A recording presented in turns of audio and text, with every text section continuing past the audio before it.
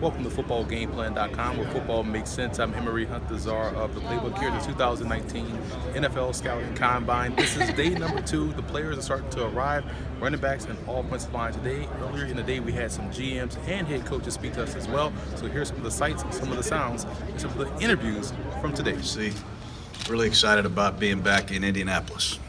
Jon, how attractive is that first overall pick? It's pretty attractive. You know, that's why we're here, trying to measure every possibility.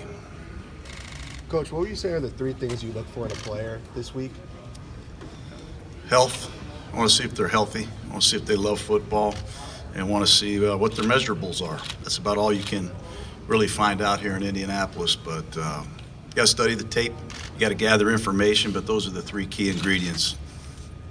Coach, you're analyzing defensive backs that are more multi-positional now. How does that affect how you project your transition to the NFL as opposed to like 10 or 15 years? Hard to do. Hard to do. Right now, you know, we might be playing 7 defensive backs at a time.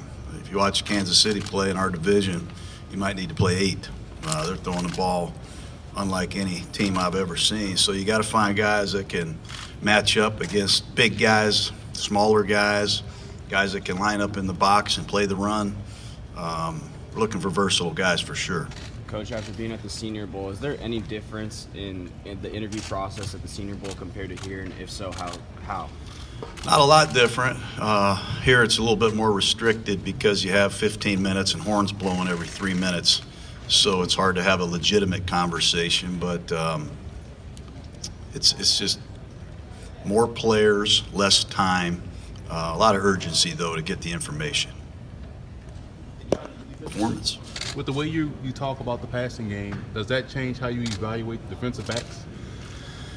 We got to be able to tackle, you see. I think it all starts there. You know, everybody gets enamored with the coverage ability, the length, the speed, all that stuff. You got to be able to tackle these guys in one-on-one situations.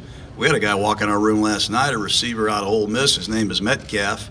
I mean, he looked like Jim Brown. I mean, he's the biggest wideout I've ever seen. And you got to ask yourself, who's tackling this guy?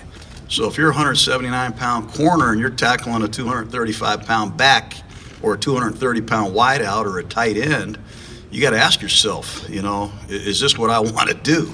So you got to find guys that can tackle big time. And I think sometimes that's overlooked.